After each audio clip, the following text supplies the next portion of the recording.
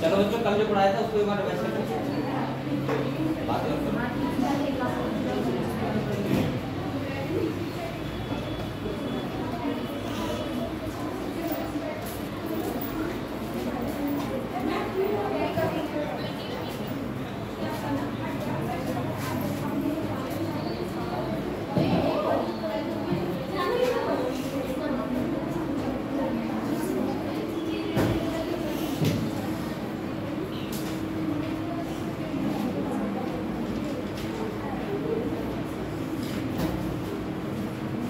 कल मैंने आपको वॉल्यूम और कैपेसिटी बताई थी, उसको एक बार रिवाइज करो अच्छे से।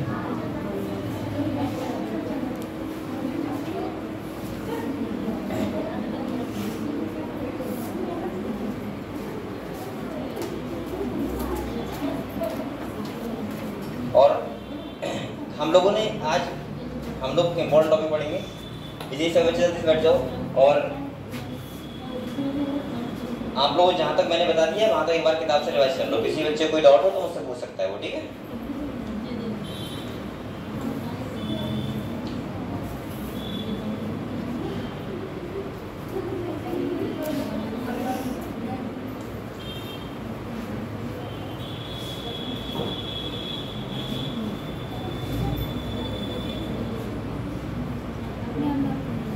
हम लोग चैप्टर पढ़ रहे हैं इस टाइम पे, वो कौन सा पढ़ रहे हैं? इतना छोटा आपको दिख जाता है? ये दिख रहा है आपको? इतना छोटा दिख जाता है?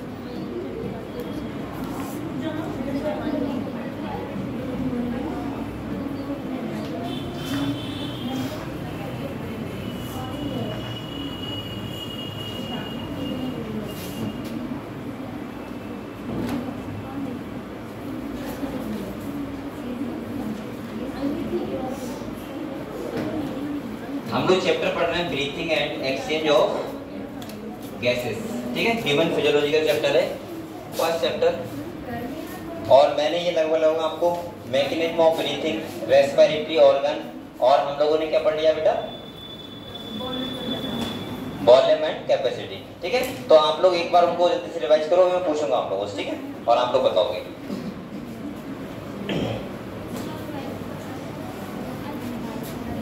चलो बेटा, और ये बच्चे बात क्या कर रहे हैं?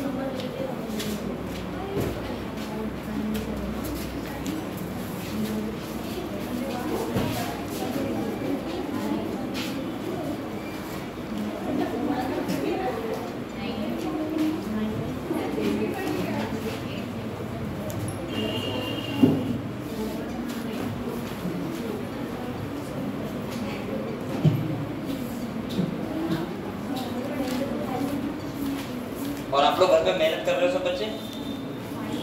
पढ़ाई कर रहे हो? आप लोगों का टेस्ट चेक हो रहा है, और आप लोगों ने अभी जो टेस्ट दिया था उसके नंबर आपके मुझे लगा ज़्यादा नहीं आ रहे हैं। वो हो रहा है, मैंने भी देखा था। लेकिन वही बात है कि आप लोग अभी सरप्राइज टेस्ट हो गया था ना, वो इस चक्कर से समझता हूँ मैं, लेकिन अब जो होगा वो सही सलामत होगा, और आप लोग मेहनत भी सही सलामत करना, ठीक है। ठीक है, ठीक है। अब भी आप लोगों को पक्का बताया जाएगा कन्फर्म। और दूसरा क्या है कि आप लोग मेहनत करो बेटा बच्चे, ठीक है। घर पे आराम से 4 से 6 घंटे पढ़ो, और कोई डाउट हो तो मुझसे क्लियर करो, लेकिन आप लोग मेहनत करो, ठीक है, अच्छे से। तो बच्चे क्या कर रहे हैं? बैठे हैं। चलो, मैंने कल आप लोगों को जो वॉल्यूम और कैपेसिटी बताई थी एक बार मैं रिवाइज करवा रहा हूँ, इसके बाद हम लोग आगे बढ़ेंगे, ठीक है। जैसे मैंने कल आप लोगों को बेटा क्या बताया था, आप लोग यहाँ देखो, हाँ लो, मैंने कल आप लोगों को जो बताया था, मैंने कहा था अगर हम वॉल्यूम की बात करें तो बेटा पहला कौन सा था बताओ? पहला था टीवी, जिसका मतलब होता है टाइडल वॉल्यूम। क्या होता है? मैंने कहा था टाइडल वॉल्यूम का मतलब होता है कि हम लोग नॉर्मली कितना एयर को ब्रीथ करते हैं, यानी कितना इंस्पायर करते हैं और कितना एक्सपायर करते हैं। तो ये जो होता है ये होता है 500 ml। कितना होता है? और मैंने कहा था अगर 1 मिनट का निकालेगा तो आप लोग आराम से निकाल दोगे। आप लोग क्या करो, आपको बताए 1 मिनट में कितनी बार ब्रीथ करता है कोई पर्सन? 12 to 16 time. और अगर इतने टाइम करेगा उसको मल्टीप्लाई कर दो। जैसे मैंने कहा था अगर, इसके बाद मैंने कहा था अगर 1 मिनट का निकालना है तो 12 से 16 इंटू क्या कर दो 500, तो कितना आ जाएगा बताओ? 6000 से 8000 ml, ये तो आएगा, आप लोग निकाल सकते हो। ठीक है, इसके बाद मैंने कहा था दूसरा जो होता है वो होता है IRV। क्या होता है बच्चों? और IRV जो है तुम्हारा वो है 2500 से 3000। मतलब मेरा मतलब ये है कि आप लोगों को ये पता होना चाहिए कि कितना वॉल्यूम है, सही है, एक्यूरेट पता होना चाहिए। दूसरा जो आपका था तीसरा वो था ERV। क्या था बेटा? और ERV कितना होता है? 1000 से 1100 ml। और चौथा था वो था RV, और RV होता है रेजिडुअल वॉल्यूम, जो था 1100 से 1200 ml। ये तो था, ये तो हम लोगों ने देखे थे कि ये वॉल्यूम होते हैं, लेकिन मेन खेल था वो था कि हम लोग कैपेसिटी कैसे निकालें। ठीक है, तो मैंने आप लोगों को सारे के सारे मैंने फॉर्मूला बता दिए क्या क्या हमको लगाना है, और बड़े आराम से आप लोग कर सकते हो, उसमें ऐसा भी नहीं कि बहुत तकलीफ मैथ लग रही है। आप लोग सिंपल सा जैसे अगर इंस्पायरेटरी कैपेसिटी उसने पूछा है तो बताओ क्या क्या जोड़ना है, मैं एक बार आपको रिवाइज करवा दे रहा हूँ पूरा। ठीक है, ये बताओ, अगर मैं सबसे पहले जो कैपेसिटी होती है वो कौन सी थी?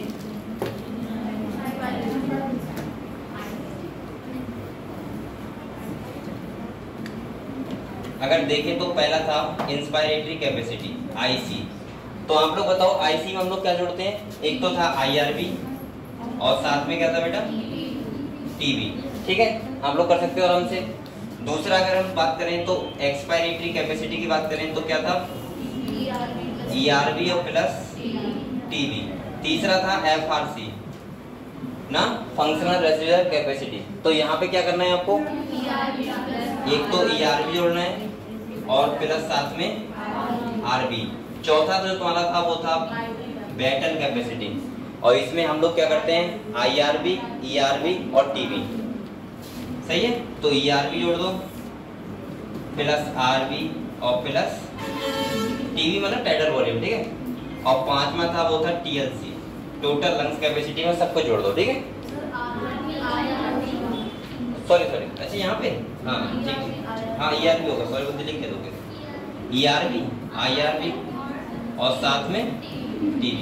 और अगर TLC की बात करेगा तो सब कुछ। ठीक है, जिसमें तुम्हारा ERV भी होगा, RB भी होगा, TB भी होगा और RB भी होगा। समझ गए? ये RB सॉरी ERB। ठीक है, तो ये सब हम जोड़ देंगे तो क्या बन जाएगा? TLC, total lungs capacity.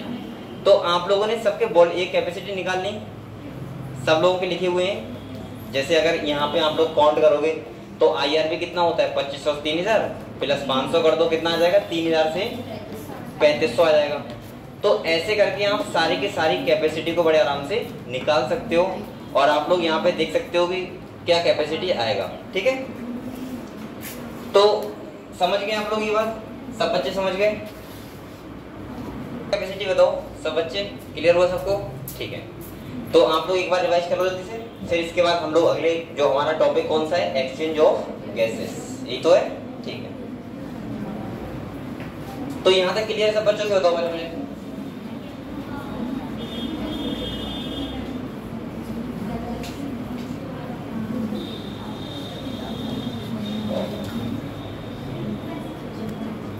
अगला क्या टॉपिक? Exchange of gases. चलो वो पढ़ते हैं। ठीक है, समझते हैं।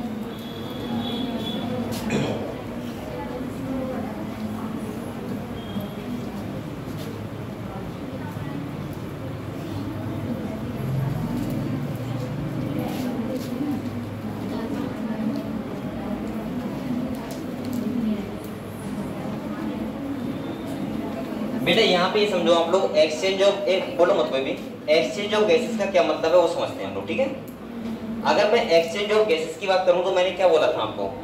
मैंने कहा था पहली साइड जो एक्सचेंज ऑफ गैस की होती है वो क्या होती है? एल्वेलाई एंड ब्लड, और दूसरा होता है ब्लड टू टिश्यू, ये बताया था आपको।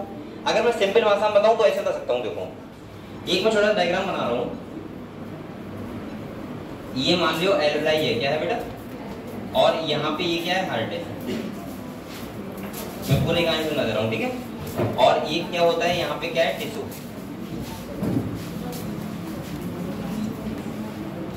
ये मैं मान लेता हूँ टिश्यू है। ये क्या है बेटा? ये हार्ट है।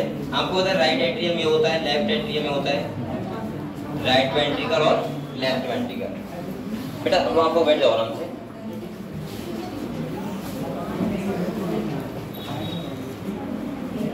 बैठ गए सब बच्चे? अब ये समझ लो, ठीक है। तो और ये मैं क्या मान लेता हूँ, एरोलाई क्या मान लेता हूँ। वैसे मैं दोबारा भी आपको समझाऊंगा, लेकिन एक बार समझ लो तो आपको अच्छे समझ में आएगा एक्चुअली में होता क्या है वो समझो आप लोग, ठीक है। सबसे पहले आप लोग बताओ, आप लोग सांस लेते हो, ये जो हमारी एयर है वो कहाँ जाती है, लंग्स में। लंग्स में किसके पास जाती है, एरोलाई। मान के चलो वहाँ पे आपको पता है कैपिलरी होती है, ब्लड कैपिलरी आती है, और वहाँ पे क्या होता है, एक्सचेंज ऑफ गैसेस क्या होता है, और ब्लड को दी जाती है ऑक्सीजन, और ब्लड कहाँ छोड़ता है, ब्लड कहाँ जाता है, पहले हार्ट में जाता है, और हार्ट पे पंप करता है हमारी पूरी बॉडी के लिए, और उसके बाद क्या होता है, सेल के पास जाता है, और सेल के पास जाने के बाद वहां पे क्या होता है, एक्सचेंज ऑफ गैसेस, ऑक्सीजन दी जाती है और CO2। तो मैंने देखो क्या दिखाया बेटा, ये एल्वेलाई है, ये बताओ क्या है, ये है हार्ट, और ये क्या है, टिश्यू। इतनी कहानी आप लोग समझ गए, इतना कहानी समझ गए। ऐसे तो अरेंजमेंट है, ये हमारे लंग्स है, बीच में हार्ट है, और पूरा हम टिश्यू को मान लेते हैं पूरा बॉडी पार्ट, ठीक है। अब होता क्या है, ये बिल्कुल मैं अभी आपको ऐसा तो नहीं बता रहा हूँ कि हार्ट ऐसा होता है, लेकिन हाँ मुझे पता है 4 चैम्बर होते हैं, और कौन से चैम्बर में ब्लड जाता है, कहाँ से आता है, वो सब समझ लो आप लोग, ठीक है। यहाँ पे क्या होता है, ऐसे करके ब्लड वेसल्स आती है, और एक यहाँ पे होती है, इसके बाद ब्लड यहाँ आता है, और यहाँ जाने के बाद कहाँ जाता है, सेल के लिए, सही है। और सेल से वापस आता है तो इसके एक चैम्बर में आता है, और इसके बाद यहाँ जाएगा, और इसके बाद ये जाएगा कहाँ के लिए, ऐसा कुछ चलता है। ये बात समझ में आया आपको। अब देखो बेटा, आप लोग खाली मुझे इतना बता दो, देखो इधर देखो, यहाँ से हमने ऑक्सीजन लिया, क्या किया, यहाँ से हमने ऑक्सीजन लिया कहाँ, एल्वेलाई में, और मैंने ये क्या है, ब्लड वेसल्स है ना, तो मैंने इसको क्या किया, ऑक्सीजन दिया, यहाँ दे दिया। अब आप लोग बताओ, इसमें जो ये वाली वेसल्स होगी, इसमें कौन सा ब्लड होगा, ऑक्सीजनेटेड, यानी कि ऑक्सीजन वाला। एक बात आप लोग और सुनो, देखो अगर हमारे लंग्स से ब्लड आ रहा है तो सिंपल सी बात है ऑक्सीजन लेके ही आ रहा होगा। अगर हमारे ब्लड सेल के लिए जा रहा है तो सिंपल सी बात है ऑक्सीजन लेके ही जा रहा होगा। अगर टिश्यू से ब्लड आ रहा है हार्ट की तरफ तो सिंपल सी बात है कि वहां से CO2 लेके आ रहा होगा। और अगर ब्लड हमारा जा रहा है लंग्स के लिए तो हमेशा क्यों जा रहा है, वो CO2 छोड़ने जा रहा है। ये बात समझे, इतना तो समझ सकते हो कि लंग्स के पास इसलिए ब्लड आता है कि CO2 लेके और ऑक्सीजन लेने आता है, चला जाता है लेके, और सेल के पास ब्लड क्यों जाता है, ऑक्सीजन लेके और CO2 वहां से रिसीव करने।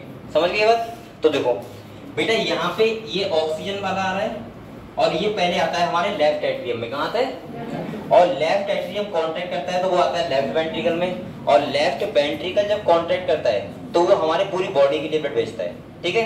तो इसका मतलब ये हुआ कि यहाँ पे बताओ कौन सा होगा, ऑक्सीजन वाला होगा, कौन सा होगा, O2। अब बेटा आप लोग बताओ, यहाँ O2 दे दी जाएगी और यहाँ से CO2 ले ली जाएगी। ये बात समझे, क्योंकि यहाँ पे क्या हो गया, ऑक्सीडेशन, यानी कि मैं यहाँ बोल सकता हूँ यहाँ हो गया ऑक्सीडेशन किसका, फूड का, और हमें क्या मिल गया, एनर्जी। और यहाँ से CO2 वापस जाती है, फिर ब्लड में। देखो हार्ट का काम क्या होता है, हार्ट का काम होता है ब्लड को पंप करना। भाई हमारी सेल के लिए एक बार कॉन्ट्रैक्ट करता है, पूरी से बॉडी के लिए पहुंच जाता है। अब ये वाले चैम्बर में कॉन्ट्रैक्ट करेगा तो वो कहाँ भेजेगा, लंग्स के लिए। तो इसका मतलब यहाँ CO2 वाला ब्लड आया राइट एट्रियम में, राइट एट्रियम में से कहाँ जाता है, राइट वेंट्रिकल में, और राइट वेंट्रिकल जब कॉन्ट्रैक्ट करता है तो कहाँ भेजता है, लंग्स के लिए। कहाँ भेजता है, और लंग्स में आपको बताया यहाँ CO2 दे दी जाएगी, और CO2 देने के बाद ये कहाँ जाएगी, बाहर। ये चलता है पूरा प्रोसेस, समझ गए आप लोग। मैंने क्या बोला, एल्वेलाई से ब्लड आएगा, कहाँ आएगा, लेफ्ट एट्रियम में, लेफ्ट हार्ट, हमारे हार्ट के, और लेफ्ट एट्रियम किसे भेजेगा, लेफ्ट वेंट्रिकल को। लेफ्ट वेंट्रिकल जब कॉन्ट्रैक्ट करता है तो पूरी बॉडी के लिए भेजा जाता है।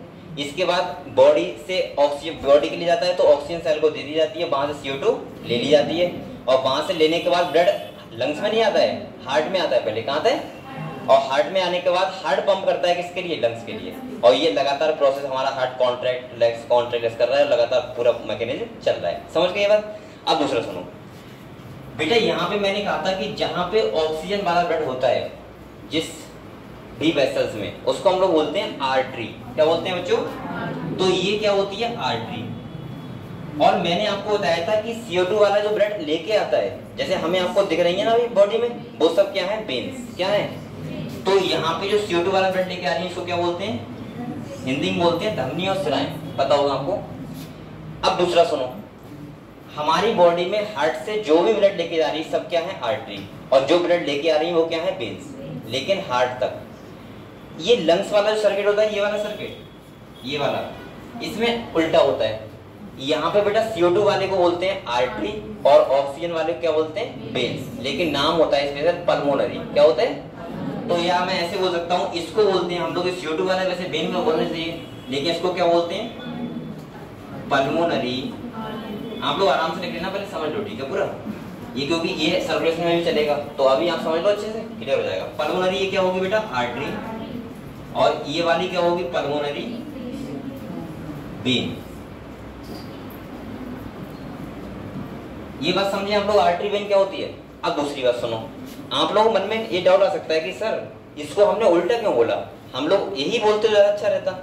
लेकिन बेटा आपको पता होना चाहिए, आर्टरी और वेन्स में डिफरेंस होता है। अगर हम वेसल्स देखेंगे तो एक तरह की वेसल्स नहीं होती हैं, अलग अलग तरह की वेसल्स होती हैं। अगर हम आर्टरी की बात करें तो आपको पता है उसमें लगता है सिस्टोलिक प्रेशर, और वेन्स में कौन सा लगता है, डायस्टोलिक प्रेशर। और जो आर्टरी होती है उनकी बॉल कैसी होती है, मोटी, और वेन्स की कैसी होती है, पतली। अब आप देखो उल्टा नहीं है, सही है बिल्कुल। देखो बेटा आप लोग बताओ, यहाँ से कॉन्ट्रैक्ट कर रहा है, ये हार्ट कॉन्ट्रैक्ट कर रहा है ना, तो इसमें कौन सा प्रेशर लगा रहा है, सिस्टोलिक, तो ये आर्टरी है। अब बेटा यहाँ पे भी तो ये कॉन्ट्रैक्ट ही कर रहा है, और कौन सा प्रेशर लगा रहा है, सिस्टोलिक। इसका मतलब इसीलिए आर्टरी है, और उल्टा यहाँ पे क्या है, वेन। इससे फर्क नहीं पड़ता कि उसमें CO2 वाला है या फिर ऑक्सीजन वाला है। यहाँ पे नेचर ने ऐसे बनाया है कि अगर सिस्टोलिक प्रेशर लग रहा है तो वो क्या होगी, आर्टरी, और जिसमें डायस्टोलिक प्रेशर लगेगा वो क्या होगी, वेन्स। ये आप लोग दूसरे तरीके से ध्यान रख सकते हो, जो मैं बच्चों को याद करवाता हूँ। आप लोग हमेशा ध्यान रखो, हार्ट से जो ब्लड को दूर ले जाए, दूर का मतलब हार्ट से ब्लड दूर जाए तो वो होती है आर्टरी, और जो हार्ट के पास ब्लड को लेके आए वो क्या होती है, वेन्स। देखो हार्ट से दूर लेके आ रही है आर्टरी, ये दूर लेके जा रही है आर्टरी, ये देखो पास लेके आ रही है ब्लड को, वेन्स, और ये भी पास लेके आ रही है तो वेन्स। समझ गए। अब पास लाने का मतलब आपको रटना नहीं है। अगर सेल से ब्लड आ रहा होगा तो मैंने कहा था CO2 वाला हमेशा होगा। अगर लंग्स के पास ब्लड आ रहा है तो कौन सा होगा, CO2 वाला होगा। अगर लंग्स से ब्लड जा रहा है तो हमेशा ऑक्सीजन वाला होगा, और अगर सेल के पास आ रहा है तो हमेशा कौन सा होगा, ऑक्सीजन वाला। क्योंकि सेल के लिए ब्लड तभी जाता है ऑक्सीजन देने और CO2 लेने, लंग्स के पास तब जाता है CO2 देने और ऑक्सीजन लेने। इतनी बात समझ गए। अब दूसरा सुनो, अगर हमने जो पूरा सर्किट देखा, इसमें खाली ये बताओ मुझे, एक्सचेंज ऑफ गैसेस कितनी जगह हुआ, 2 जगह। देखो एक तो बेटा हमने यहाँ पे किया एक्सचेंज ऑफ गैसेस, एल्वेलाई और ब्लड के बीच हमने ऑक्सीजन दिया और CO2 लिया। तो मैं ऐसे बोल सकता हूँ, एक तो हुआ यहाँ पे एक्सचेंज ऑफ गैसेस, जो हमारा हेडिंग है एक्सचेंज ऑफ गैसेस। और आप लोग बताओ क्या और हमने क्या एक्सचेंज किया है, एक तो हमने क्या किया यहाँ पे एक्सचेंज ऑफ गैसेस। तो आप लोग बताओ क्या एक्सचेंज ऑफ गैसेस ब्लड का 2 बार नहीं हुआ। ये मैं कोई हाइपोथेटिकल डायग्राम नहीं बना रहा हूँ, ये आपकी वर्डिंग चल रहा है, समझ गए, वो दिखा रहा हूँ, ठीक है, ऐसा ही होता है। अभी एक्सचेंज ऑफ गैसेस 2 जगह हुआ, तो ये हेडिंग जो हमारा मेन था वो क्या था, एक्सचेंज ऑफ गैसेस। अब दूसरी बात सुनो, कुछ और कहानी सुनो। यहाँ मुझे हार्ट से तो मतलब नहीं है अभी, वो मैंने इसलिए बना के दिखा दी जिससे आपको अच्छा लगे थोड़ा सा, कि भाई आप कहते सर लंग से डायरेक्ट सेल को जा रहा है, बीच में कोई ऑर्गन है ही नहीं, तो हार्ट है, पता होना चाहिए। चलो अभी आ जाओ, सुनो। अब आप लोग यहाँ पे, ये तो आपको समझ में आया सर्कुलेशन कैसे हो रहा है, ये समझ गए आप लोग। दूसरा सुनो, ये जो एक्सचेंज ऑफ गैसेस हो रहा है, क्या इतना आसान है, नहीं ना। यहाँ पे जो वर्क करता है वो करता है पार्शियल प्रेशर। क्या करता है, पार्शियल प्रेशर। यहाँ पे ये कंडीशन डिपेंड करती है कि ऑक्सीजन का पार्शियल प्रेशर ज्यादा है, कुछ कंडीशंस होती हैं, तब होता है एक्सचेंज ऑफ गैसेस। दूसरा मैं आपको समझा दूं, जब भी हमारा ऑक्सीजन ब्लड में मिलेगा तो ब्लड में मिलने का मतलब क्या होता है, ऐसा तो ना कि ब्लड में घुल गया। भाई आरबीसी में होता है हीमोग्लोबिन, आपको पता होगा, हीमोग्लोबिन से बाइंड करता है, वो बनाता है ऑक्सी हीमोग्लोबिन। क्या बनाता है, और बाइंड होने का मतलब ये होता है कि यहाँ पे कुछ कंडीशंस होनी चाहिए तब वो बाइंड करेगा। बेटा आप लोग क्या कर रहे हो, ये कंडीशंस होनी चाहिए। कंडीशंस का मतलब क्या होनी चाहिए, जैसे मैं आपको कुछ बता रहा हूँ अभी, जो आपको बहुत इंपॉर्टेंट ध्यान रखनी है। अगर आपसे कहा जाए कि यहाँ पे क्या क्या कंडीशन होनी चाहिए ऑक्सी हीमोग्लोबिन बनने की, देखो यहाँ पे एक बार बताओ आप लोग, यहाँ पे ऑक्सीजन आरबीसी से बाइंड करेगा हीमोग्लोबिन से, तो क्या बनाएगा? ऑक्सीहीमोग्लोबिन। और जब यहाँ पे आएगा तो ब्रेक डाउन भी तो करेगा, तो छोड़ देगा, और यहाँ से CO2 रिसीव कर लेगा और यहाँ पे क्या करेगा? Break down. सही है। अब मैं आपको कुछ कंडीशन बता रहा हूँ। जैसे पहली कंडीशन है जो यहाँ पे एक्सचेंज ऑफ गैसेस होता है, वो पार्शियल प्रेशर ऑक्सीजन का क्या होना चाहिए? ज्यादा। क्या होना चाहिए? ज्यादा। दूसरा और सारी चीजें, पार्शियल प्रेशर CO2 का कम हो, पार्शियल प्रेशर CO2 क्या हो? कम। इसके बाद हाइड्रोजन कंसंट्रेशन कम, और टेम्परेचर क्या हो? कम। अगर ये कंडीशन है तो ऑक्सीजन बाइंड होगी इससे, ब्लड से। ऐसे नहीं हो रहा है कि आपने सांस ले लिया बस अब कुछ भी हो, आपको ऑक्सीजन जाके ब्लड में मिल ही जाएगा। अब मैं आपको कुछ तरीके, जैसे आपको लग रहा हो कि सर ऐसा कैसे होता है, तो मैं बता चुका हूँ वैसे भी, फिर बता रहा हूँ आपको। आप लोग मुझे बताओ, जब आपको फीवर आता है ना, तो हमारी बॉडी का टेम्परेचर बढ़ जाता है, पता है आपको। और जब अब आप लोग बताओ, ऑक्सीहीमोग्लोबिन बनने के लिए क्या होना चाहिए? टेम्परेचर कम। और टेम्परेचर अगर ज्यादा हो जाएगा तो आपका ऑक्सीजन हीमोग्लोबिन से बाइंड नहीं करेगा। और जब नहीं करेगा तो इसका मतलब क्या होगा कि आप कितना भी ऑक्सीजन लोगे लेकिन फिर भी आपको एनर्जी की कमी लगेगी। यही रीजन है, आप लोग जब फीवर आता है तो आपको लगता है कि सांस लेने में मुझे बहुत प्रॉब्लम हो रही है। प्रॉब्लम प्रेशर से नहीं हो रही है, पार्शियल प्रेशर से। प्रॉब्लम यहाँ से हो रही है, टेम्परेचर कम है हमारी, मतलब टेम्परेचर ज्यादा है हमारी बॉडी का। इसीलिए हम कितनी भी तेज सांस लें लेकिन आपको लगता है कि सांस तो ले रहे हैं लेकिन अंदर नहीं जा रही है, ऐसा लगता है। ये आपने देखा होगा, कुछ बच्चे तो जब ज्यादा तेज फीवर हो जाता है उसमें क्या करते हैं? ऊ करने लगते हैं, मम्मी के सामने बैठ के ना, करते नहीं है? ऐसे करते नहीं है। वो इसीलिए करते हैं कि हमको लगता है कि हम सांस तो ले पा रहे हैं लेकिन सांस हमारे अंदर। दूसरा सुनो बेटा, एक बात और सुनो, पार्शियल प्रेशर ऑक्सीजन का डायरेक्टली प्रोपोर्शनल होता है हीमोग्लोबिन सैचुरेशन के। क्या होता है? पार्शियल प्रेशर ऑक्सीजन का डायरेक्टली प्रोपोर्शनल होता है हीमोग्लोबिन सैचुरेशन के। हीमोग्लोबिन सैचुरेशन का मतलब क्या होता है? हीमोग्लोबिन बाइंड होना ऑक्सीजन के साथ, ये समझे आप लोग। अब देखो, आप पहाड़ों पे गए मान लीजिए घूमने, वहां आपको पता है पार्शियल प्रेशर ऑक्सीजन क्या हो जाता है? कम। क्या हो जाता है? कम। और अगर पार्शियल प्रेशर ऑक्सीजन कम हो जाएगा तो क्या बताओ, हीमोग्लोबिन से ऑक्सीजन बाइंड होगा? नहीं होगा। और अगर हीमोग्लोबिन से बाइंड नहीं होगा तो आप कितनी भी सांस ले लेते हैं लेकिन आपका फिर भी क्या होगा? आपको उतनी एनर्जी नहीं मिल पाएगी जितना यहाँ पे मिल जाती है। और यही रीजन होता है कि जब आप पहाड़ों पे जाते हो तो आप उतना काम नहीं कर पाते जितना वहाँ के जो स्थानीय लोग होते हैं वो करते हैं। और कोई रीजन नहीं होता, ऐसा नहीं होता तो आप लोग सोच रहे हो कि वो कुछ एक्स्ट्रा खाते हैं या वहाँ पे कुछ एक्स्ट्रा बादाम मिलते हैं जो खाने के बाद खूब काम करते हैं। इसीलिए आपने ये भी देखा होगा, जो पहाड़ के लोग होते हैं उनमें आर्मी में बहुत लोग लगे हुए होते हैं ज्यादा। क्यों? क्योंकि वहां वो रहे हुए होते हैं। जब वो यहाँ मैदान में आते हैं और जब वो रेस लगाते हैं तो बेटा उनका आरबीसी काउंट ज्यादा होता है। वो अगर हल्के भी सांस लेंगे तब भी उन्हें पूरी एनर्जी मिल जाएगी। और यहाँ के बंदा फिर कैसे फाइट कर पाएगा उनसे? इसीलिए आपने देखा होगा कि पहाड़ में लगभग लोग आर्मी में होते हैं, क्योंकि उनके लिए बहुत अच्छा होता है फिजिकली वर्क करना, क्योंकि उनका आरबीसी काउंट क्या होता है? ज्यादा होता है। अब आप कहोगे सर हम में कैसे हो पाएगा? तो आप ऐसा नहीं कि एक दिन में जाके कराओगे, अगर आप 2-3 साल वहां रहोगे तो आपके अंदर कैसे हो जाएगा। ठीक है, तो ये कुछ कंडीशन है। अब दूसरा सुनो बेटा, ये एक्सचेंज ऑफ गैस समझिए कैसे होता है यहाँ पे। अब अगर यहाँ पे बात करें तो क्या होगा? डिसोसिएशन। क्या होगा? डिसोसिएशन होगा। तो मैं ऐसे बोल सकता हूँ कि अगर यहाँ की बात करूंगा तो यहाँ पे एक तो तुम्हारा CO2 का पार्शियल प्रेशर क्या होना चाहिए? बताओ बेटा। ज्यादा होना चाहिए, CO2 का ज्यादा। इसके बाद तुम्हारा ये हाइड्रोजन कंसंट्रेशन क्या होना चाहिए? ज्यादा। और इसके बाद तुम्हारा ये टेम्परेचर क्या होना चाहिए? ज्यादा। और बेटा कम क्या होना चाहिए? ऑक्सीजन का पार्शियल प्रेशर। तो यहाँ पे उल्टा ही तो हुआ है खाली बस। अब टिश्यू वाले कंडीशन पे क्या होता है, एल्वलाई वाले कंडीशन क्या होता है, ये क्वेश्चन बहुत बार पूछा जा चुका है और स्टेटमेंट में तो बहुत आते हैं और बच्चे खाली कंफ्यूज रहते हैं। मैं आपको तरीका बता दूं, देखो आप लोग बस ऐसे ध्यान रखना सिंपल भाषा में। और ऐसे स्टूडेंट बहुत बच्चे गलत करते हैं कि हाइड्रोजन में ज्यादा हो रही कम हो रही समझ नहीं पाते हैं। अगर वो क्वेश्चन में तुमसे एल्वलाई की बात करे, कहाँ की बात करे, या वो लिखते हैं primary site of exchange of gases, तो आप लोग बताओ वहां क्या बाइंड हो रहा है? ऑक्सीजन। तो हमेशा ध्यान रखना ऑक्सीजन का पार्शियल प्रेशर ज्यादा और बकाया सब कम। अगर वो बात करें टिश्यू की तो आप लोग बताओ वहां क्या क्या चीज जुड़ रही है ब्लड से? CO2। तो CO2 का पार्शियल प्रेशर ज्यादा और बकाया सब मतलब बकाया CO2 के साथ वो भी तो आएंगे टेम्परेचर और हाइड्रोजन कंसंट्रेशन, क्योंकि वहाँ कम था ना, यहाँ ज़्यादा होगा, और ऑक्सीजन का कम। समझ? हाँ कौन सी pH भी यही साथ यही रहता है जो ये टेम्परेचर और हाइड्रोजन कंसंट्रेशन रहता है, pH का भी रहता है। लेकिन pH का लिखा नहीं हुआ NCERT में कहीं पे, नहीं लिखा है। और मैंने ऐसा कोई क्वेश्चन भी नहीं देखा है कि pH बोल रहा हो, नहीं होगा। देखो H+ होगा खाली। बेटा ये कहानी समझ गए आप लोग? बताओ। अरे क्लियर हुआ?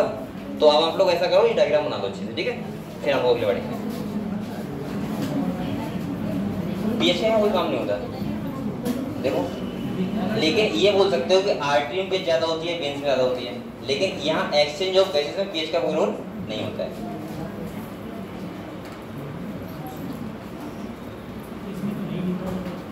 खाली H+ टेम्परेचर और पार्शियल प्रेशर ऑक्सीजन और CO2, ये चीजें डिपेंड करती हैं।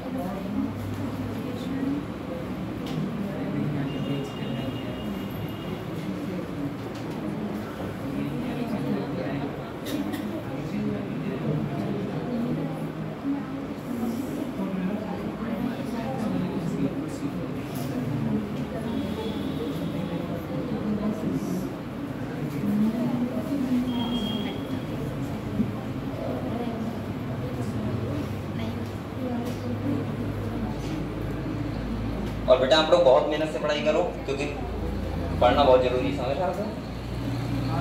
और आप लोगों के नंबर देखो ज़्यादा लेके आओ, ऐसे काम नहीं चलेगा। मैं सोच रहा हूँ आप ठीक ठाक हो, लेकिन अगर आप नंबर नहीं ले पा रहे हो तो क्या फायदा है? आप लोगों के जो बच्चे सिलेक्शन के करीब जाना चाहते हैं, मैं साफ साफ कह रहा हूँ कि आप लोग हर टेस्ट में 400+ नंबर लेके आओ। अगर आपके 400+ नंबर नहीं आ रहे हैं तो इसका मतलब मान के चलो आपका सिलेक्शन नहीं होगा अभी भी। और लेकिन अभी टाइम है, वही तो बात है, जब जागो तब सवेरा। आप लोग अगर अभी मान लो कि मैं अगले टेस्ट में 400 नंबर लेके आऊंगा ही आऊंगा, चाहे कुछ भी हो, तो बस तब से आना स्टार्ट हो जाएंगे। और बोलो मत। और बेटा एक बार आप सोच के देखो कि आपके अगर हर टेस्ट में 400+ नंबर आएंगे तो मैं मान के चलूंगा कि आप सिलेक्शन के बहुत करीब हो गए। और मैं बार बार बता चुका हूँ, सिलेक्शन कोई भी संस्था नहीं देता, सिलेक्शन बच्चा खुद ही देता है। वो डिपेंड, आप कोचिंग के साथ कितने घंटे रह लोगे भाई? 5 घंटे, 6 घंटे, बहुत 7 घंटे, बकायदा आपको घर पे रहना है। और पढ़ाई आप कितनी करते हो ये बात पे डिपेंड करता है, ठीक है? सही बच्चे। और मुझे यहाँ बच्चों से, काफी बच्चों से उम्मीद है कि आप लोग अगर इस लेवल पहुंच गए हो, चीज समझ रहे हो सब अच्छे तरीके से, तो आप फिर सिलेक्शन के करीब पहुंचो, वरना बेटा जिंदगी भर आपको पछतावा होगा कि इतना करीब पहुंचने के बाद रह गए। समझ रहे हो? क्योंकि ये एक बात ध्यान रखना, एक रास्ते में आप लोग इतने आगे आ चुके हो, अब रास्ता अगर दूसरा भी तय करोगे तो उसमें उतना ही फिर से आगे बढ़ाना पड़ेगा, तो आपको उतनी प्रॉब्लम होगी। इसीलिए मैं कह रहा हूँ कि आप लोग बहुत मेहनत से पढ़ाई करो।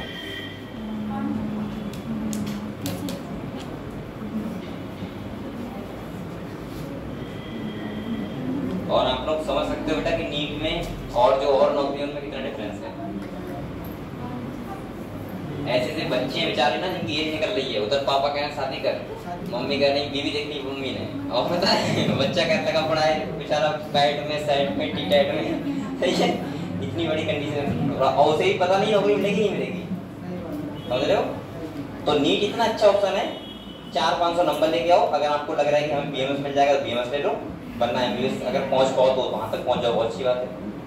और MBBS में पहुंच गए एक बार तो फिर आपका लाइफ बिल्कुल चेंज होने वाला है।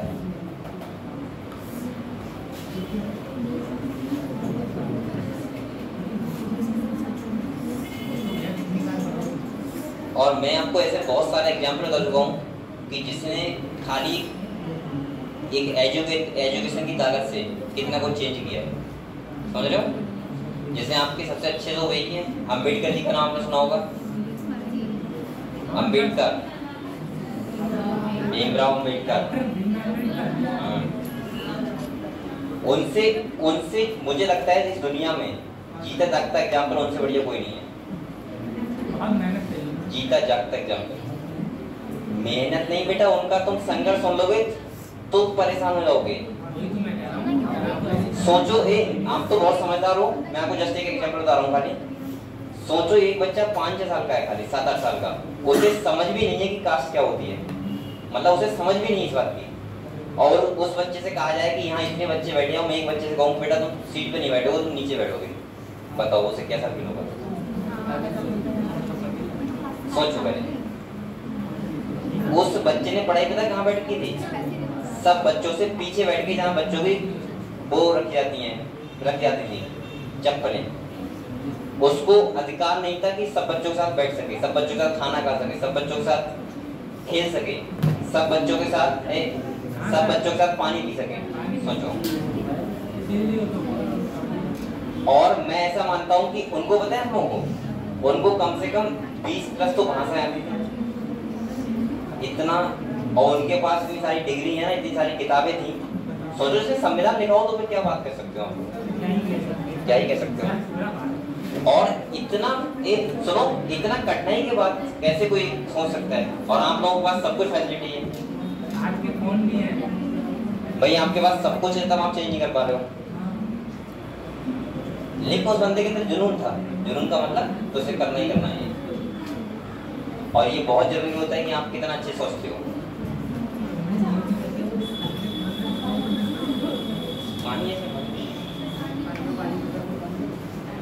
है निकल के सर। अच्छा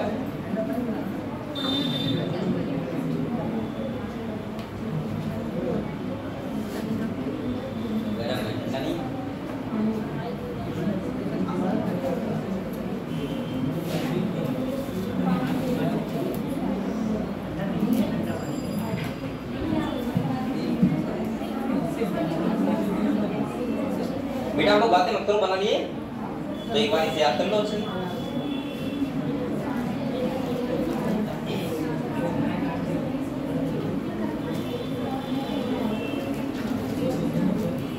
और आप लोग ऐसी इंस्पायरेशन स्टोरी पढ़ा करो। आप लोग मूवी देखने लगते हो, और ये मूवियाँ तो खाली आपको क्या करती है, एक कहानी होती है खाली बस। अगर आपको मूवी देखना है तो ऐसे देखा करो जो रियल लाइफ की बनी हो, है ना? जैसे MS धोनी अच्छी है ना, दशरथ मांझी देखिए आप लोगों ने।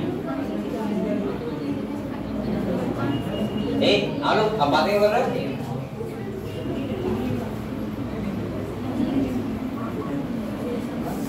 चलो ये समझ गए हम लोग, तो अगले बढ़े हम लोग। तो बेटा एक बार मैं आपको अब किताब पढ़ाऊं, ये पूरा कहानी बता दे रहा हूँ, ठीक है? हाँ क्या दोबारा बता दूं? ठीक है, देख नहीं रहा है, ऊपर करूं, सही दिख रहा है? चलो दिख रहा है?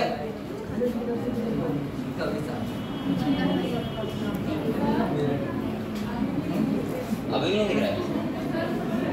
और ऊपर करो, ऊपर कर लिया आप लोगों ने? तो देखो अब सही है?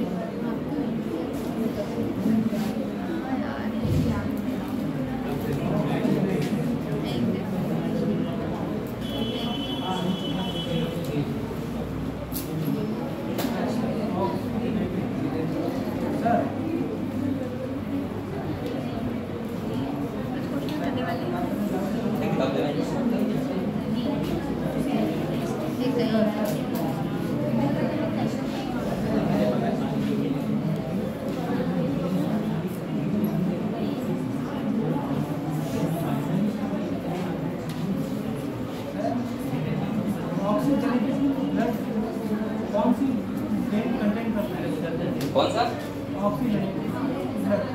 आर्टरी और CO2 वाला वेन्स।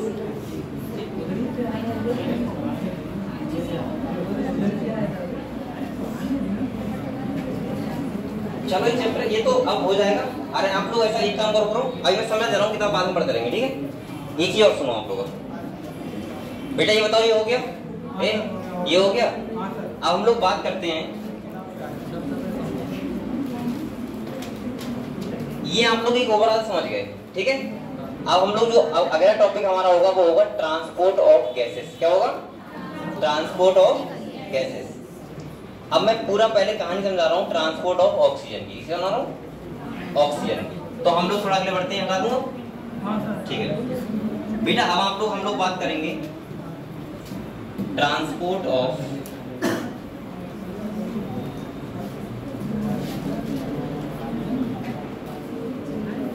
गैसेस। अब सुनो बात को, मैंने आपको कंडीशन बता दी कि ऑक्सीजन ब्लड को कैसे एक्सचेंज होता है, कहाँ होता है। पहला होता है कहाँ पे बेटा, एल्वेलाई एंड ब्लड, और दूसरा होता है ब्लड टू टिश्यू। इतनी बात समझ गए आप लोग। अब मैं आपको ये समझा रहा हूँ कि अब ब्लड में ऑक्सीजन चला गया तो उसका ट्रांसपोर्ट अब कितने कितने टाइप से हो सकता है, किसका, ऑक्सीजन का और CO2 का। तो पहले हम लोग ऑक्सीजन समझेंगे, उसके बाद क्या समझेंगे, CO2 का। लेकिन मैं ओवरऑल आपको एक बार में दोनों का बता दे रहा हूँ कैसे होता है, वो बाद में सुनेंगे, ठीक है। पहले जो देखो आप लोग, अगर हम लोग यहाँ बात करें पहले ट्रांसपोर्ट ऑफ ऑक्सीजन, किसकी बात करूं, ये तो आपको पता है ब्लड कितना होता है। तो इसका जो होता है 97% जो होता है वो होता है आरबीसी की थ्रू। किसके थ्रू, आरबीसी में भी किसके थ्रू, हीमोग्लोबिन, सही है। और बनाता क्या है यहाँ पे, ऑक्सी हीमोग्लोबिन। क्या बनाता है, यानी कि बनता है जो वो बनता है ऑक्सी हीमोग्लोबिन, समझ गए आप लोग। और 3% जो ऑक्सीजन का होता है वो होता है प्लाज्मा की थ्रू। बेटा प्लाज्मा यानी डिसॉल्व स्टेट में होता है। अगर CO2 की बात करें तो उसमें 3 टाइप से होता है। कितने टाइप से होते हैं, 3 टाइप। तो अगर हम CO2 की बात करें, ट्रांसपोर्ट ऑफ CO2, आप लोग प्लाज्मा समझ रहे हो, ब्लड में ही जो आरबीसी डबल प्लेट को हटा दो तो क्या बचता है, प्लाज्मा। मैं ये बात करूंगा, ब्लड पढ़ाऊंगा तब अच्छे से, ठीक है। ट्रांसपोर्ट ऑफ CO2 की हम बात करें तो आपको पता इसमें कितने टाइप्स होता है, 3 टाइप से। सबसे ज्यादा जो होता है 70% वो होता है बाइकार्बोनेट आयन के द्वारा, ठीक है, जिसे बोलते हैं HCO3 माइनस, होता है लिखा हुआ। और बेटा इसके बाद 23% जो होता है वो होता है आरबीसी के द्वारा। आरबीसी में भी किस द्वारा, हीमोग्लोबिन, समझ गए। और ग्लोबिन, जो देखो हीमोग्लोबिन 2 पार्ट होते हैं, हीमोग्लोबिन आयरन कंटेनिंग पार्ट होता है वो बनाता है ऑक्सीजोग्लोबिन, और ग्लोबिन जो प्रोटीन पार्ट होता है वो क्या करता है, CO2। और यहाँ पे अगर हम बात करें बेटा 7% जो होता है वो होता है प्लाज्मा के थ्रू। तो ओवरऑल जो हमारा ट्रांसपोर्ट ऑफ ऑक्सीजन और CO2 होता है वो इतने टाइप से होता है, यानी कि 2 टाइप से ऑक्सीजन का और 3 टाइप से CO2 का। तो आप लोग चाहो तो ये लिख लो, फिर उसके बाद मैं ट्रांसपोर्ट ऑफ ऑक्सीजन डिटेल में पढ़ा रहा हूँ, ठीक है, कैसे होता है।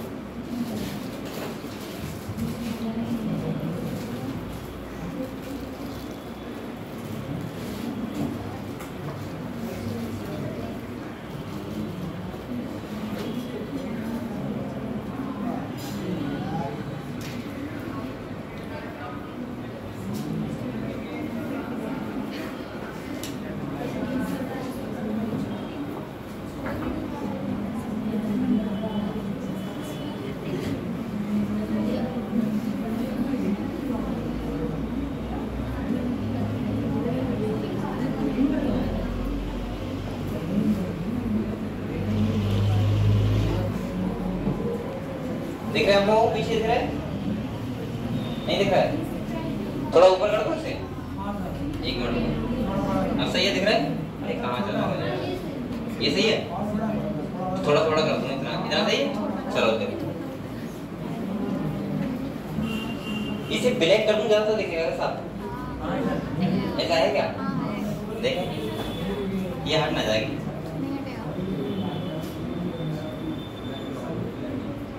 आप देखना ऐसा लग रहा है, सही है तो सही है, लो लिखवा लो।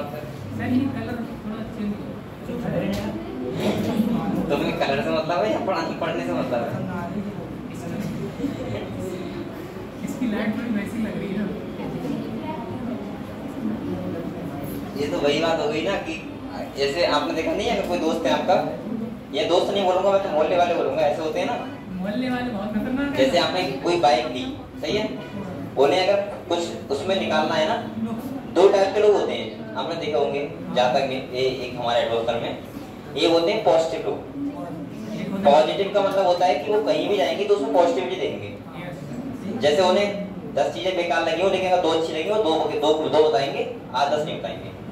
कुछ लोग ऐसे होते हैं निगेटिव लोग, अगर 10 चीजें ठीक हैं और उन्हें धोखे से एक गलत कैसे धोखे से हो गया तो वो वहां से जहां से चलेंगे, जितने लोग रास्ते में मिलेंगे घर पे आके, वो बस एक ही बात बताएंगे। कौन सी वाली? गलत वाली। तो जैसे मैं सपोज मानो, जैसे मैंने मान ली फोन लिया, ठीक है, मान लो ऐसे, अब मैंने अपने मोहल्ले किसी को दिखाया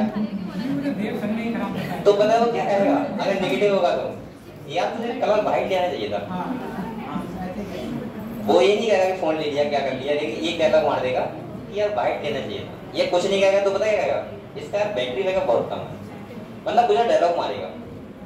तो मैं वही बता रहा हूँ, अब इसमें आप लोग काला वगैरह मत देखो, यहाँ पे देखो पढ़ाई है बस खाली, ठीक है।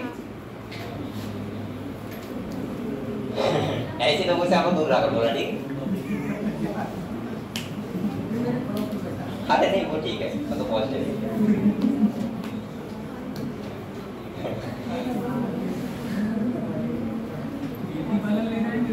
जैसे आपने सुनो मेरी बात सुनो, जैसे आपने देखा होगा बहुत जगह, जैसे कोई बारात में गया खाना खाने, ठीक है, उसको वीआईपी मटर टमाटर वो छोले मिली, सॉरी पनीर सब कुछ मिला, हो सकता है धोखे से रसगुल्ला एक ही मिला हो। तो घर आके ये तो नहीं कहेगा कि कितना अच्छा खाना था, कितना बढ़िया था, सब कुछ व्यवस्था, ये जरूर बताएगा कि मुझे एक ही मिला, और उस दिन नहीं बताएगा, वो अगले 10 साल तक नहीं बताएगा। तो ऐसे लोग फिर बताओ कितने खतरनाक होते हैं समाज के लिए। अरे भाई एक कम खा लिया तो क्या हो गया, घर आके 10 खा लेते। होते नहीं होते ऐसे लोग ना। तो आप लोग थोड़ा पॉजिटिव आ करो, क्योंकि चीजों में कुछ ना अच्छा ही देखा होगा चीज में। चलो बेटा ये हम लोग समझ गए, ये लिख लिया। अब मैं आपको समझा रहा हूँ ट्रांसपोर्ट ऑफ ऑक्सीजन। क्या समझा रहा हूँ? ठीक है, ट्रांसपोर्ट ऑफ ऑक्सीजन। तो आप लोग को समझो पहले, देखो बेटा यहाँ देखो, अब आप लोग कुछ बातें याद रखनी होंगी आपको, ठीक है अच्छे से। मैं यहाँ बात कर रहा हूँ ट्रांसपोर्ट ऑफ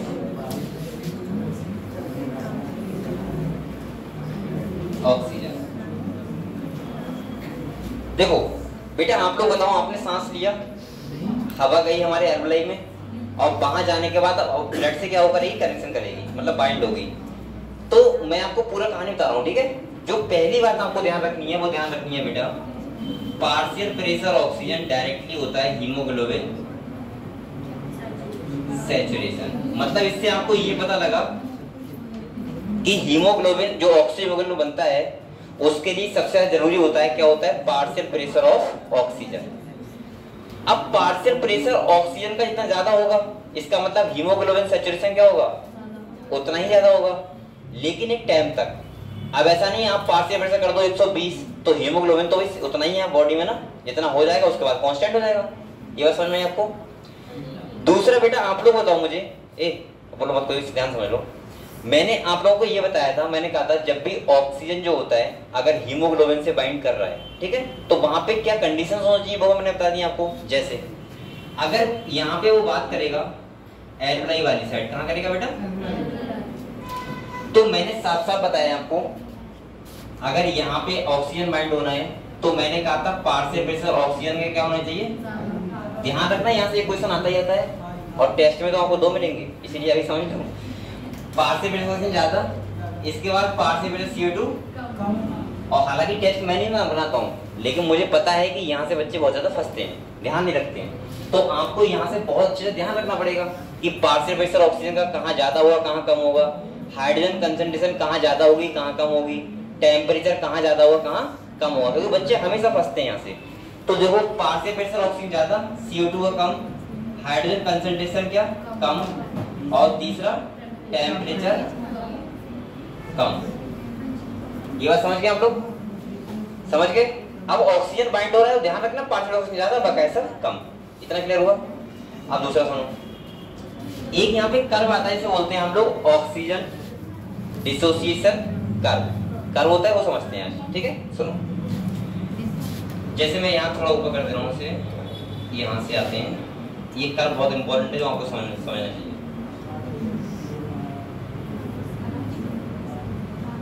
सही है, मैं एक कर्व बना रहा हूँ, यहाँ रख रहा हूँ बेटा पार्शियल प्रेशर किसका, ऑक्सीजन का, और यहाँ पे क्या रख रहा हूँ, हीमोग्लोबिन सैचुरेशन। क्या रख रहा हूँ, हीमोग्लोबिन सैचुरेशन। तो देखो आप लोग ये समझ, बोलो मत बेटा, आप लोग ये समझ रहे हैं हीमोग्लोबिन सैचुरेशन का मतलब क्या होता है? किसी बच्चे को डाउट तो नहीं यहाँ पे? हीमोग्लोबिन सैचुरेशन का मतलब होता है वो हीमोग्लोबिन जिससे ऑक्सीजन बाइंड हो गया है, उसको बोलते हैं हीमोग्लोबिन सैचुरेशन। समझ गए? अब देखो बेटा, एक haemoglobin molecule 4 molecule of oxygen transport करता है। क्या मैंने बोला?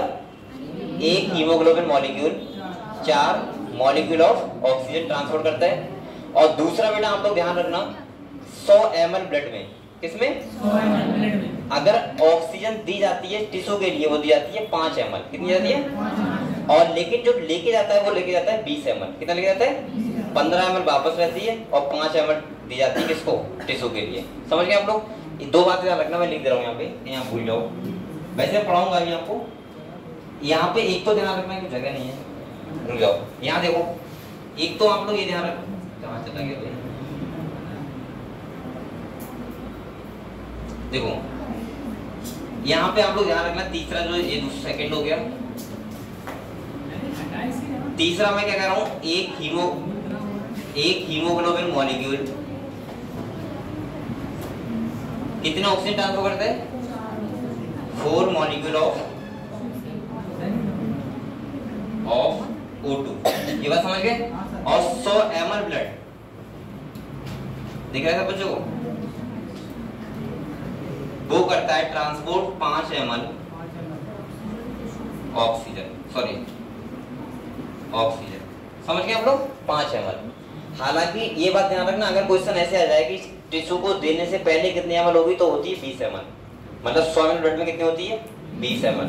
लेकिन देख कैरी वो मतलब देता कितना है? 5 ml।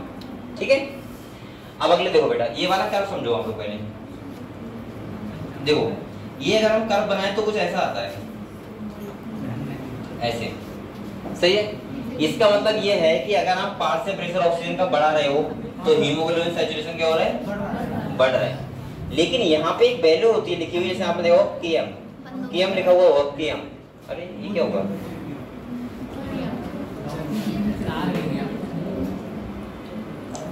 पानी किसी के पास? ये तो खत्म हो गया, नहीं है?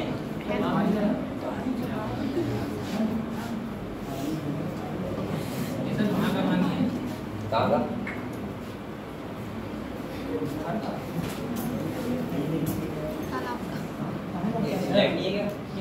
नहीं बना सकते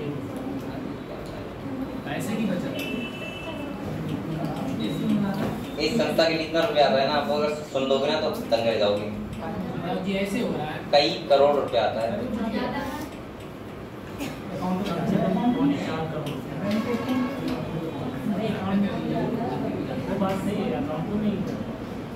यही वजह है कि सरकारी संस्थाएं बहुत आगे तक नहीं चल पाती। नहीं, मैं कह रहा हूँ कि हर जगह नहीं चल पाती ना।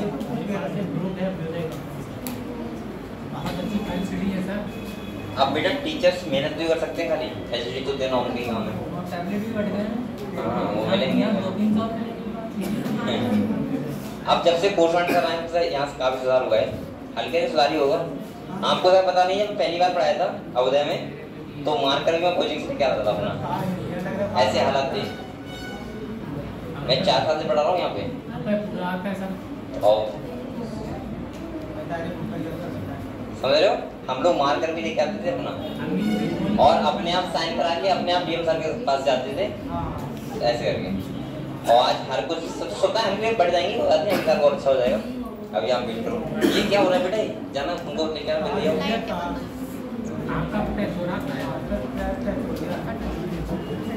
अरे यहाँ लगा हुआ है बेटा ये,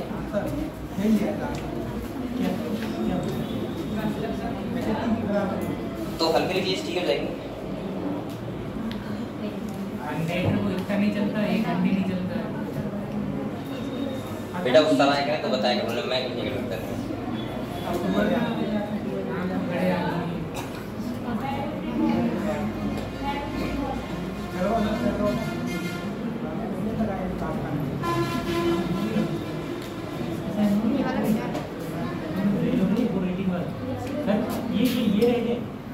चुप तो है, हो जाएगा। अरे ये उनसे क्या बेरिया करना सब बुलाना है। सब हो जाएगा, तू टेंशन नहीं लेता।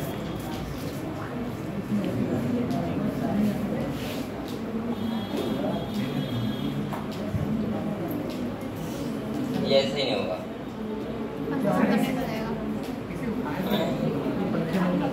पंखा बंद कर दो, यहाँ नहीं दो।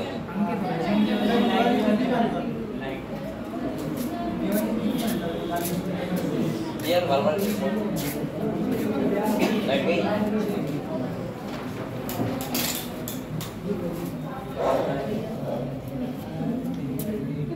चलो भाई, हाँ बताओ। अभी तो ये 2 साल है, जब पिछले साल बच्चे कितने थे उन्हें पता है? 20 बच्चे थे खाली। उससे पहले 15 बच्चे थे। 3 बच्चे थे। उससे पहले तो स्टार्टिंग में 7 बच्चे थे खाली। तो कैसे निकल पाएगा? लास्ट में अब जो बच्चे अब की साल है वो ठीक ठाक हैं संख्या, मतलब इतनी संख्या नहीं रही अभी तक।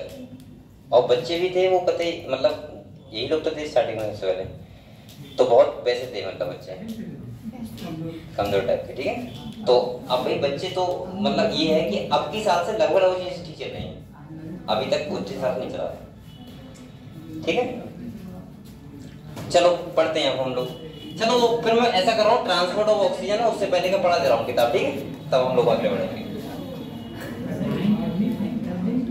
और बेटा सिलेक्शन तो आप ही लोग लोगे ना, आप लोग मेहनत करोगे ना। हाँ जाओ।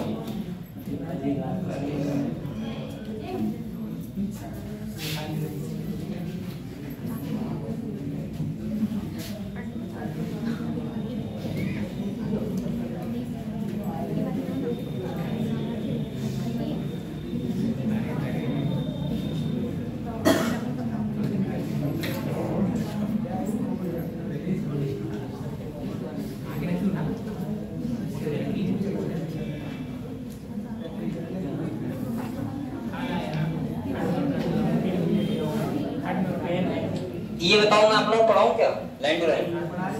ये वैल्यू पता है आप लोगों को? बस वैल्यू याद रखना है, मैं समझ रहा हूँ फिर भी। ठीक है, देखो पहला है टाइडल वॉल्यूम। कौन सा है? जिसे मैंने कहा था आप लोग ध्यान रखना, नॉर्मल रेस्पिरेशन करते हैं उसमें।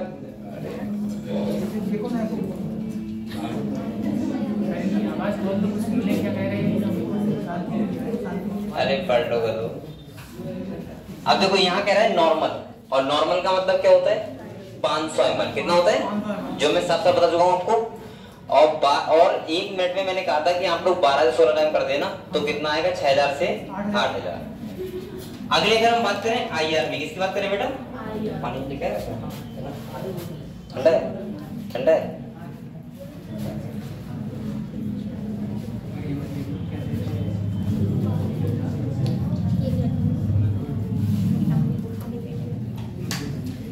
देखो यहाँ पे ये IRB की बात कर रहे हैं, तो कितना होगा? 2500 से 3000 ml।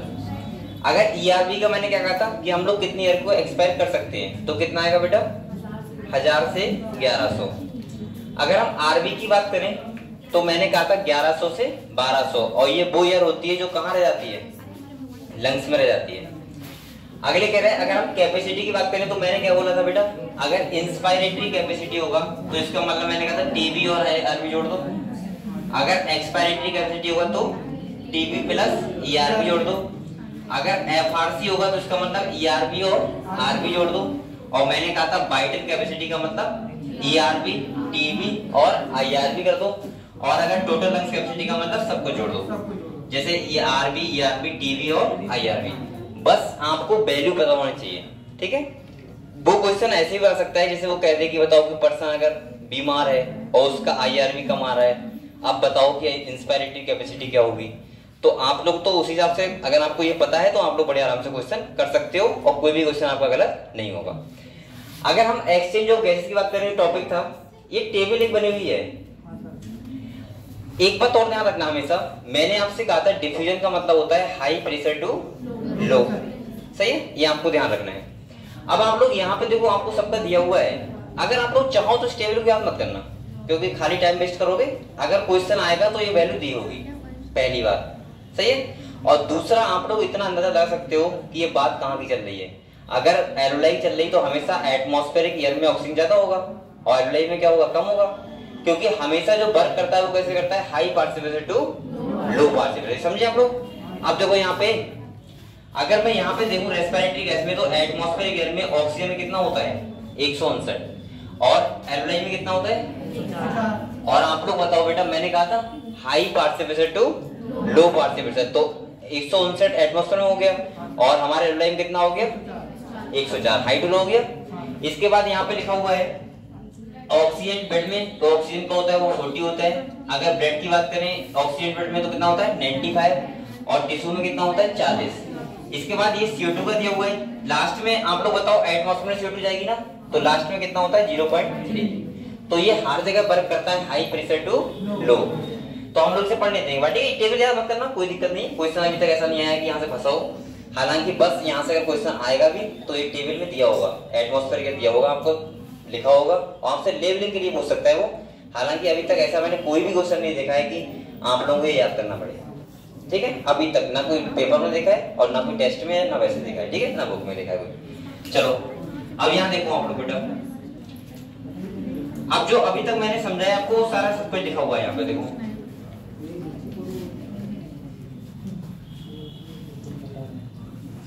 देखो कह रहा है alveoli are the primary site of exchange of gases. ठीक, एल्वेलाई जो होते हैं उनमें कहाँ होते हैं, प्राइमरी साइट होती है किसकी, एक्सचेंज ऑफ गैसेस। अगले कह रहा है exchange of gases also occur between blood and tissue. आप लोग बताओ यहाँ पे क्या होता है, ब्लड और टिश्यू के बीच होता है एक्सचेंज ऑफ गैसेस। कह रहा है बेटा O2 and CO2 are exchanged in these sites by simple diffusion mainly based on pressure concentration gradient। आप लोग बताओ अगर कहीं पे डिफ्यूजन हो रहा है, क्या हो रहा है डिफ्यूजन, तो डिफ्यूजन का मतलब होता है high partial pressure to low partial pressure. अब आप लोग बताओ अगर मैं आपसे ये कहने लगूं कि रेट ऑफ डिफ्यूजन किस बात पे डिपेंड करेगा, जैसे अगर मैं आपसे कहूं यहाँ पे पूछूं, अगर मैं आपसे ये पूछूं कि रेट ऑफ डिफ्यूजन किस बात पे डिपेंड करेगा, तो आप लोग क्या बताओगे, बताओ रेट ऑफ डिफ्यूजन। देखो डायरेक्टली होगा, पहला तो होगा यानी कि टेम्परेचर, किस पे डिपेंड करता है, टेम्परेचर अगर ज्यादा तो रेट ऑफ डिफ्यूजन ज्यादा, और अगर टेम्परेचर कम तो रेट ऑफ डिफ्यूजन कम। दूसरा जो डिपेंड करता है वो करता है प्रेशर ग्रेडियंट पे। किस पे डिपेंड करता है, प्रेशर का मतलब होता है अगर एक तरफ ज्यादा है और एक तरफ कम है, तो अगर जितना ज्यादा जितना कम का डिफरेंस होगा उतना ही रेट ऑफ डिफ्यूजन क्या होगा, ज्यादा। दूसरा बेटा अगर थिकनेस ऑफ मेम्ब्रेन अगर मोटी होगी तो ये क्या होगा, रेट ऑफ डिफ्यूजन कम होगा, और अगर मेम्ब्रेन पतली होगी तो रेट ऑफ डिफ्यूजन ज्यादा होगा। तो यहाँ बोल सकता हूँ ये कैसा होता है, इनवर्सली थिकनेस ऑफ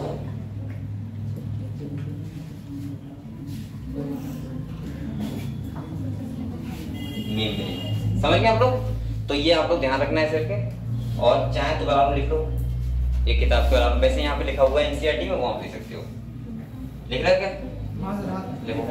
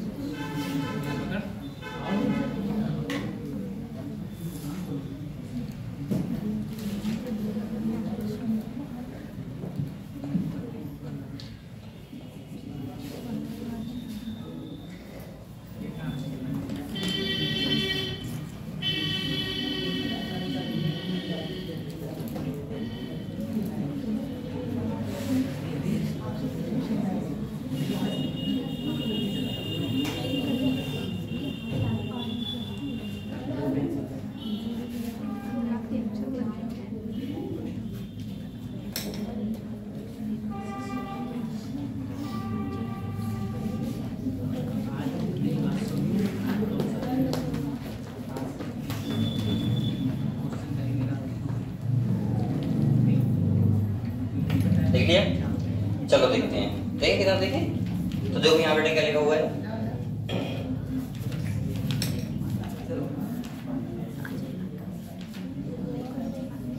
देखो क्या कर रहे हैं, कह रहा है बेस्ड ऑन, पहला क्या है प्रेशर, दूसरा क्या है concentration gradient, solubility of the gas, इस बात पे डिपेंड करेगा ना सॉल्विलिटी ऑफ गैस कितनी ज्यादा है, जैसे जिसकी ज्यादा होगी वो डिवीजन उतना ज्यादा होगा और जिसकी कम होगी सॉल्विलिटी उतना कम होगा। अगले कह रहा है thickness of the membrane involve in diffusion are also some important factor that can affect the rate of diffusion. तो आप लोग बताओ अगर थिकनेस ऑफ मेम्ब्रेन ज्यादा तो रेट ऑफ डिफ्यूजन कम।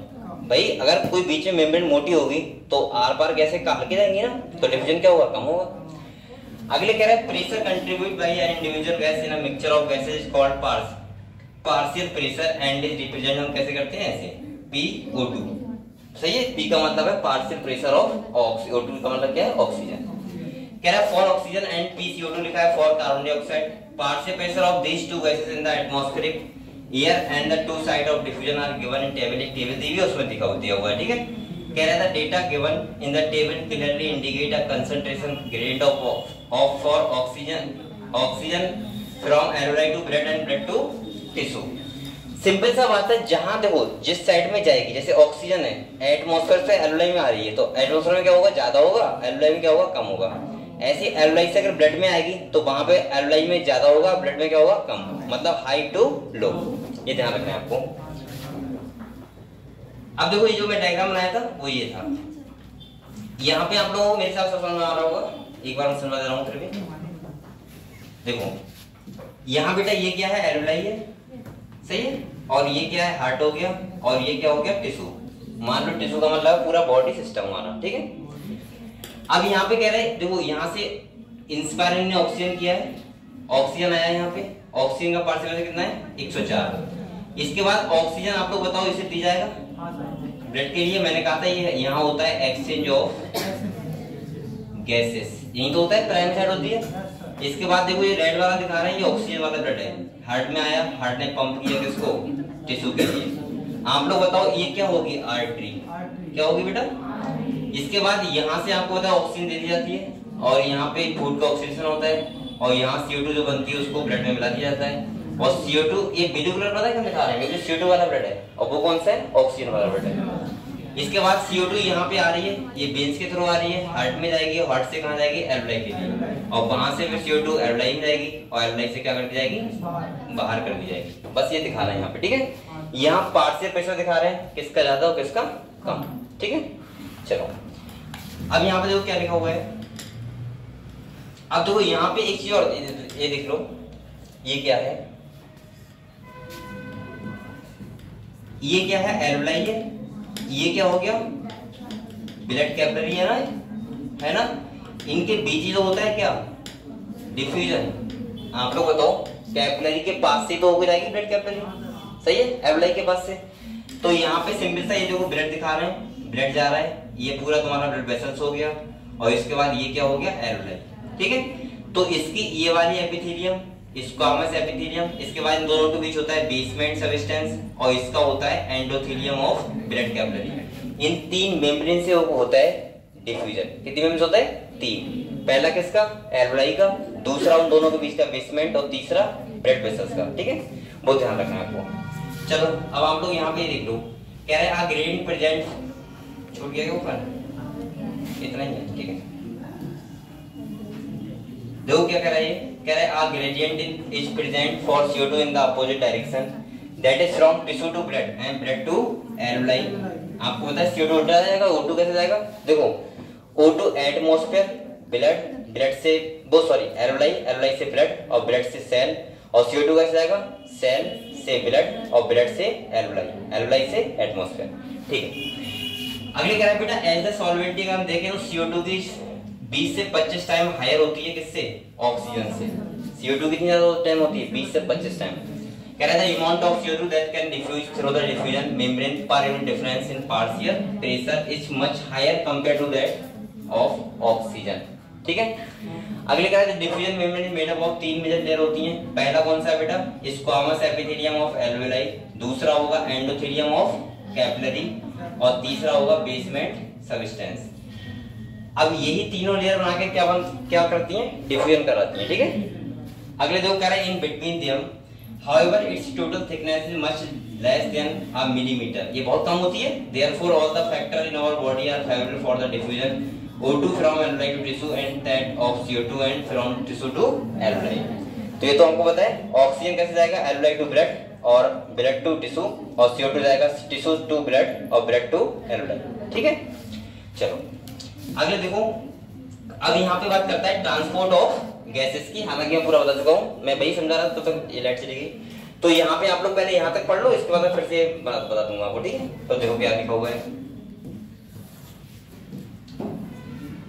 कह रहा है blood is the medium of transport of oxygen and CO2। अगर आपसे कोई कहे कि बताओ ब्लड का मेन काम क्या होता है, तो आप क्या बोलोगे? Transportation of oxygen and CO2, ये ब्लड का मेन काम होता है।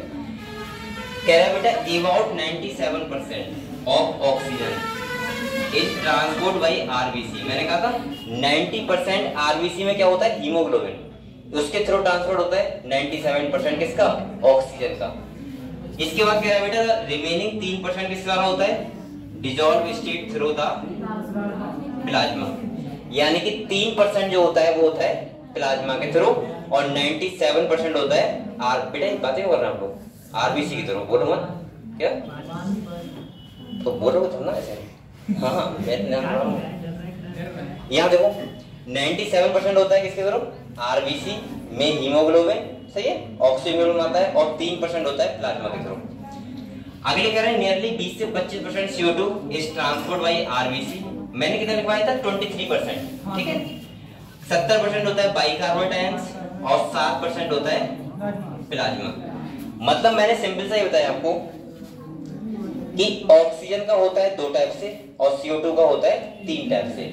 ऑक्सीजन का 97% होता है RBC के थ्रू, 3% होता है प्लाज्मा के थ्रू, और CO2 की अगर हम बात करें तो यहाँ पे 70% होता है बाइकार्बोनेट आयन द्वारा, 25% होता है RBC और 7% होता है प्लाज्मा। समझ गए आप लोग? नहीं ठीक है। अगर हम ट्रांसपोर्ट ऑफ ऑक्सीजन की बात करते हैं तो देखो यहाँ पे ठीक है इतना लिखा हुआ है, लेकिन मैं आपको थोड़ा समझा दे रहा हूँ।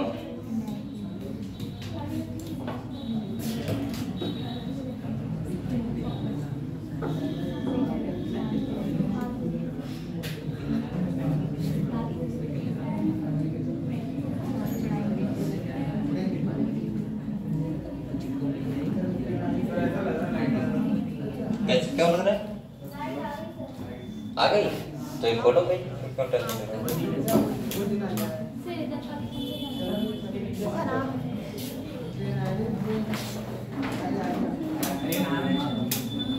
आगे लाइट पता है।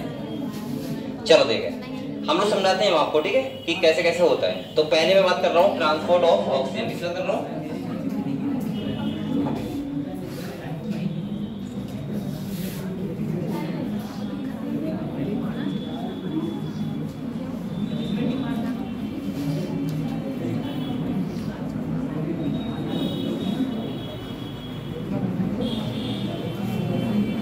ठीक है, तो ऑक्सीजन ट्रांसपोर्ट देखिए हम। मैंने पहला क्या लिखवाया था आपको? पहला पॉइंट ये लिखवाया था कि हीमोग्लोबिन सेल जो पार्शियल प्रेशर ऑक्सीजन का होता है वो डायरेक्टली होता है हीमोग्लोबिन। ठीक है, पहला यानी कि पार्शियल प्रेशर ऑक्सीजन जितना ज्यादा हीमोग्लोबिन सैचुरेशन होता है ज्यादा। दूसरा मैंने कहा था कि यहाँ पे अगर टिश्यू वाली साइड है तो वहां पे कंडीशंस क्या होनी चाहिए, और अगर एल्वेओली वाली साइड है तो कंडीशन क्या होनी चाहिए। ठीक है, तो मैं यहाँ लिख दे रहा हूँ एट, बेटा बोलो मत आप लोग। एल्वेओली की अगर हम बात करें तो मैंने क्या कहा था? मैंने कहा था आप लोग ध्यान रखना है पार्शियल प्रेशर ऑक्सीजन का ज्यादा, इसके बाद तुम्हारा पार्शियल प्रेशर CO2 का कम, टेम्परेचर क्या होगा? कम, और हाइड्रोजन कंसंट्रेशन कम। समझ गए?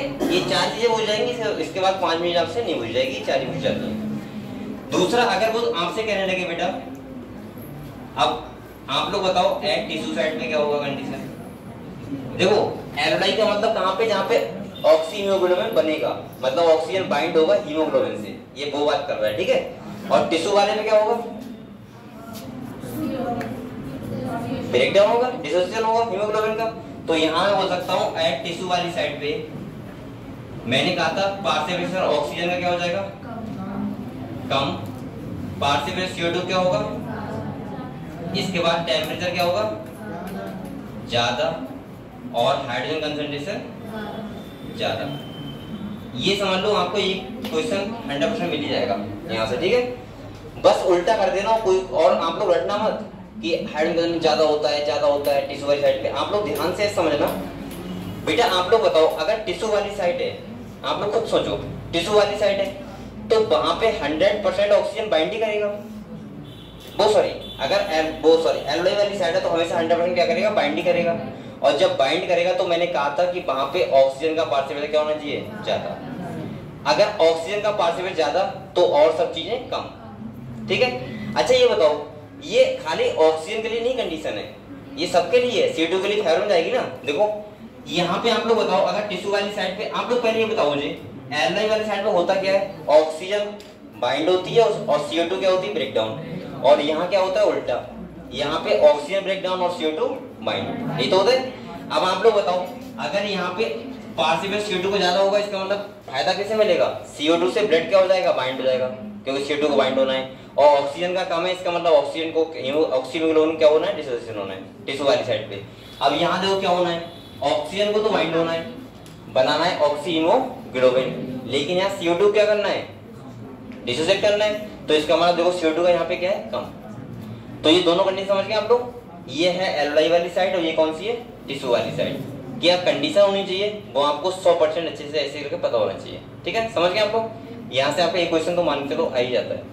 अगर आपको ध्यान ना रहे तो आप लोग यहाँ लिख सकते हो, हिंदी में लिखा करो आप लोग, कुछ अंग्रेजी ऐसा ना सबको एक से लिखना है। अगर आपको सोच समझ में नहीं आ रहा है एकदम से, वो जैसे आपको लग रहा है कि अब मैं यहाँ पे क्या लिखूं, तो आप लोग ऐसे लिख सकते हो कि हम लोग यहाँ पे ऑक्सीजन क्या करते हैं, ऑक्सीजन को ऐसे लिख दिया करो आप लोग, ब्लड से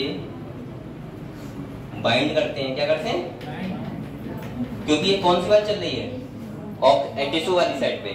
और दूसरा यहाँ पे आपको ध्यान रखना है बेटा, इस यहाँ तक की बात कर रहा हूँ, यहाँ तक की खाली। और दूसरा आपको क्या ध्यान रखना है, यहाँ पे CO2 क्या करते हैं, डिसोसिएट हिंदी क्या होती है, छोड़ते हैं सिर्फ। तो CO2 को क्या करते हैं, क्या बोलूं, ब्लड से अलग करते हैं, ठीक है। बस अब आपको ध्यान रहेगा, ऐसा उसका उल्टा कहाँ होगा, टिश्यू वाली साइड पे। कहाँ होगा बेटा, टिश्यू वाले। इतने बात समझ गए आप लोग ये बात, ठीक है। अब अगले आ जाओ आप लोग।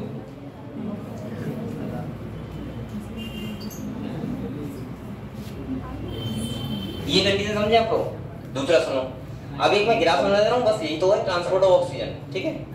और ये तो आपको बताइए 97% होता है आरबीसी और 3% होता है प्लाज्मा। ये लिख रहे हो क्या आप लोग, ये तो लिख लिया आप लोग, लिख रहे हैं सर, देखो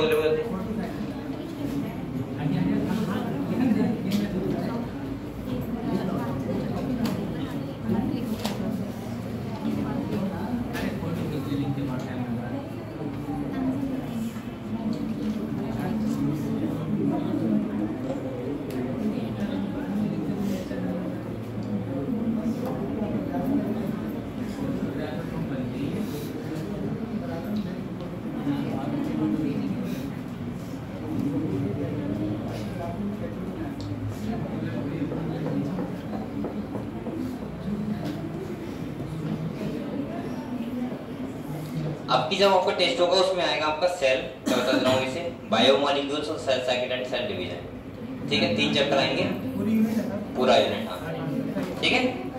cell cycle and cell division और बायोमॉलिक्यूल्स, हाँ। पेपर तो अभी रुको थोड़ा, 5-6 दिन रुको, इसके बाद होगा, ठीक है। अरे ये वाला, ये तुम्हारा जो अभी सप्ताह चल रहा है, इससे करते हैं।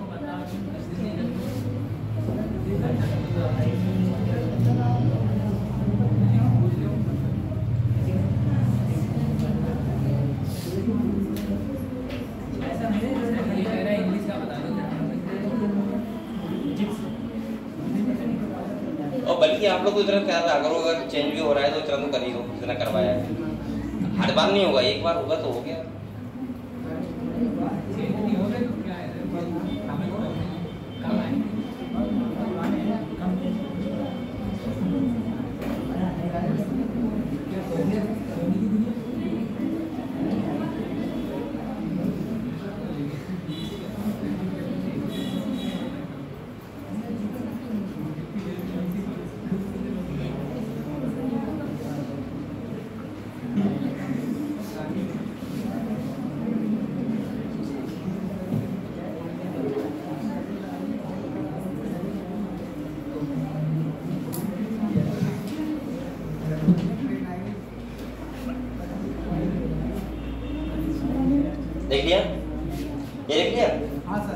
चलो अगले बढ़ते हैं हम लोग, नेक्स्ट टॉपिक पढ़े। तो भाई मैं ग्राफ बना दूंगा आपको पहले। देखो ये ग्राफ बना हुआ है यहाँ पे,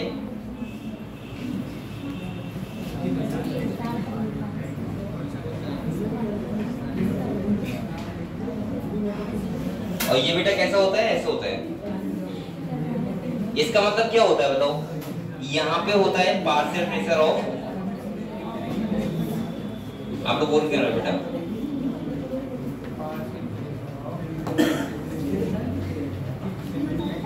ऑक्सीजन, और इधर होता है हीमोग्लोबिन सैचुरेशन।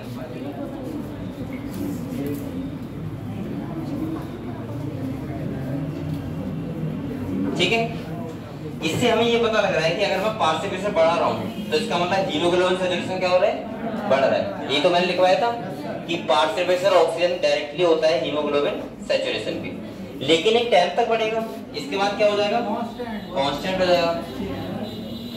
दूसरा आप लोग बात सुनो, यहाँ पे एक नाम आता है केएम वैल्यू, क्या आता है, केएम वैल्यू। जैसे मैं यहाँ पे लिख दे रहा हूँ केएम वैल्यू, और ये मैं ऐसे बना दे रहा हूँ, ठीक है, यहाँ पे, और इसका मतलब यहाँ लिख दे रहा हूँ 33, और ये होता है 50%। सुनो, यहाँ पे इससे ये पता लगता है केएम वैल्यू अगर पूछा जाए क्या होती है, तो आप लोग बोलोगे ऑक्सीजन का उतना पार्शियल प्रेशर जितने पे हीमोग्लोबिन 50% क्या हो जाए, सैचुरेट, उस वैल्यू को बोलते हैं केएम वैल्यू। समझ गए? अब आप लोग बताओ, इधर देखो, पहले समझ लो आप लोग, ये 33 मैंने साफ साफ लिखवा दिया है, मतलब कि 33 पार्शियल प्रेशर ऑक्सीजन का होगा तो 50% हीमोग्लोबिन सैचुरेशन हो जाएगा। अब जितना बढ़ेगा उतना हीमोग्लोबिन सैचुरेशन बढ़ेगा। अब यहाँ से क्वेश्चन पता है मैंने एक कैसे देखे हैं, वो कैसे आते हैं समझो। अगर ये कह दिया जाए, ये देखो, अगर ये कह दिया है कि हम ग्राफ को राइट शिफ्ट कर रहे हैं, क्या कर रहे हैं, या हम ग्राफ को लेफ्ट शिफ्ट कर रहे हैं, तो क्या होगा, ये कंडीशन हम पूछता है वो। ठीक है, एक तो आप लोग अगर नॉर्मल आप समझा सकते हो, अगर आपको ये पता है तो ऐसे करके आप बना के देख सकते हो। अगर आपको नहीं पता है तो आप लोग देखो कैसे क्या करना।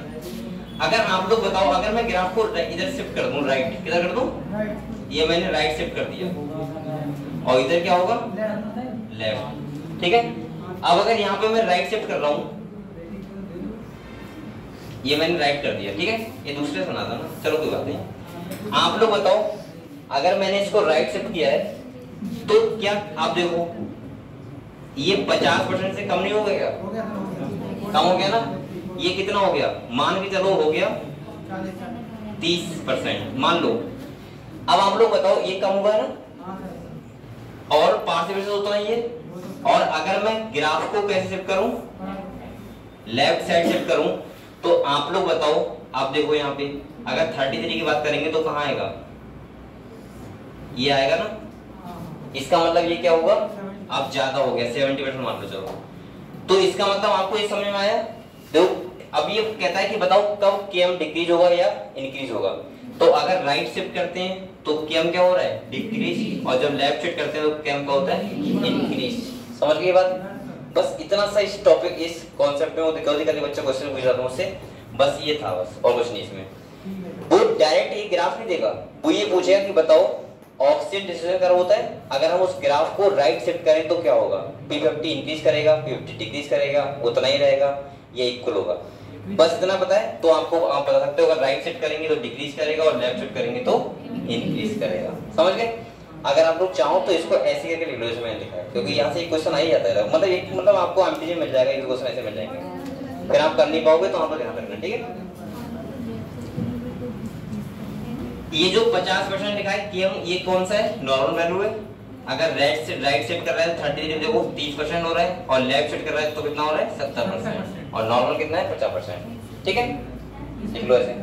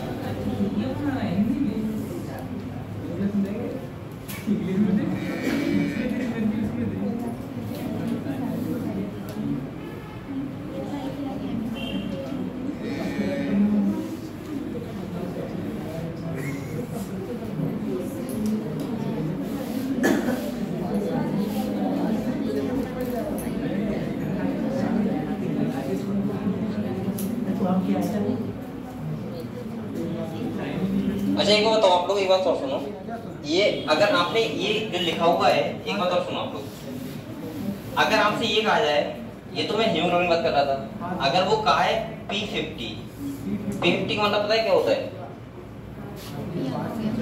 50% हीमोग्लोबिन सैचुरेशन के लिए पार्शियल कितना चाहिए, ये समझ गए आप लोग, कितना चाहिए।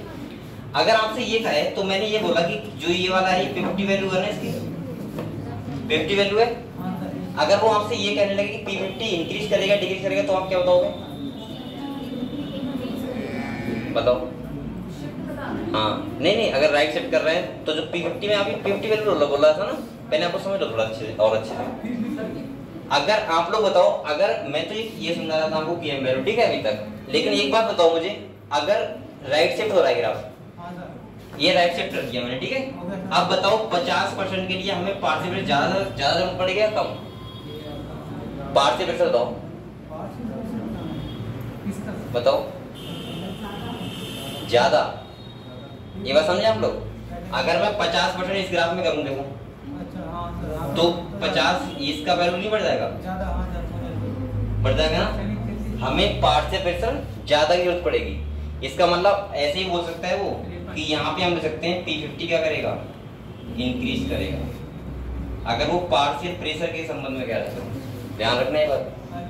और यहाँ पे अगर हम बात करें तो आप लोग बताओ, आप पार्शियल प्रेशर कम नहीं हो रहा है क्या? देखो वो सॉरी 50% तो यहाँ आ रहा है इसका, अगर यहाँ बात करूँ तो कम हो गया, तो लेफ्ट सेट करने पर क्या करेगा P50, ये क्या करेगा, डिक्रीज।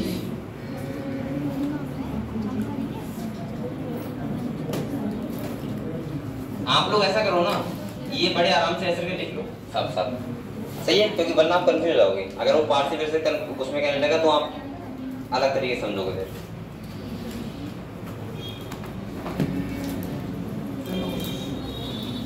ठीक है,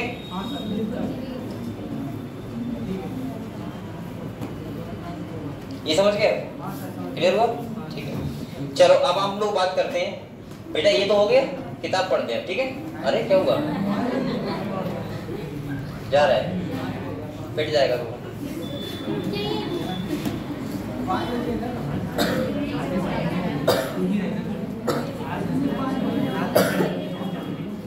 कितना पढ़ोगे, चल जाना जाओ, कोई दिक्कत नहीं, चलो ठीक है।